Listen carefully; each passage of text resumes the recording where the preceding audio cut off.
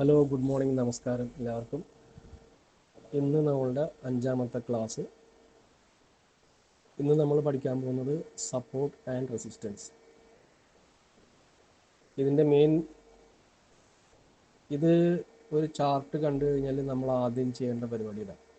ആ ചാർട്ടിൽ കാണുന്ന സപ്പോർട്ട് ലൈനും റെസിസ്റ്റൻസ് ലൈനും നമ്മൾ ഐഡൻറ്റിഫൈ ചെയ്ത് അത് ഡ്രോ ചെയ്യുക എന്നുള്ളതാണ്. സപ്പോർട്ട് റെസിസ്റ്റൻസ് പോയിന്റ് കണ്ടുപിടിച്ചിട്ട് നമ്മളത് ഡ്രോ ചെയ്യുക എന്നുള്ളതാണ്. സപ്പോർട്ട് എന്ന് പറഞ്ഞാൽ ഒരു ചാർട്ടിൽ പ്രൈസ് താഴത്തേക്ക് കുറച്ച് ദൂരം വന്ന ശേഷം അവിടെ അതൊന്ന് സ്റ്റോപ്പായിട്ട് അവിടെ നിന്ന് അത് തിരിച്ച് കയറാൻ വേണ്ടിയിട്ട് നോക്കുന്നു.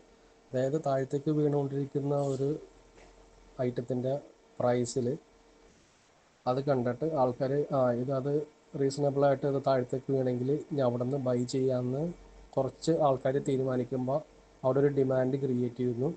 അവിടെ നിന്ന് പ്രൈസ് മുകളിലേക്ക് പോകാൻ ശ്രമിക്കുന്നു. അതിന് നമ്മൾ സപ്പോർട്ട് എന്ന് പറയും. അപ്പോൾ അത് ഏകദേശം നമുക്ക് മനസ്സിലാക്കാൻ വേണ്ടി അതൊരു ഫ്ലോർ എന്ന് കണക്കാക്കാം. ഇനി ഇതിൻ്റെ നേരെ തിരിച്ചാണ് റെസിസ്റ്റൻസ്. റെസിസ്റ്റൻസ് പറഞ്ഞാൽ നമ്മളൊരു പ്രൈസ് കുറച്ച് നാൾ മുകളിലേക്ക് പോയി കഴിയുമ്പോൾ കുറച്ച് പേര് വിചാരിക്കും ഇനി ലാഭം എടുക്കാം, ഇനി നമ്മൾ കാത്തു നിൽക്കണ്ട. അപ്പോൾ അവിടെ കുറച്ച് ആൾക്കാർ ഐറ്റം വിൽക്കാൻ ശ്രമിക്കുന്നു. അതായത് അവിടെ സാധനത്തിന് സപ്ലൈ കൂടുതൽ വരുന്നു, അതോടെ അവിടെ സെല്ലിങ് വരുന്നു. അതൊരു സീലിംഗ് ആയിട്ട് കണക്കാക്കി അവിടെ നിന്ന് പ്രൈസ് താഴത്തേക്ക് വീഴാൻ പോകുന്നു. അപ്പോൾ അതിനെ നമ്മൾ റെസിസ്റ്റൻസ് എന്ന് പറയും.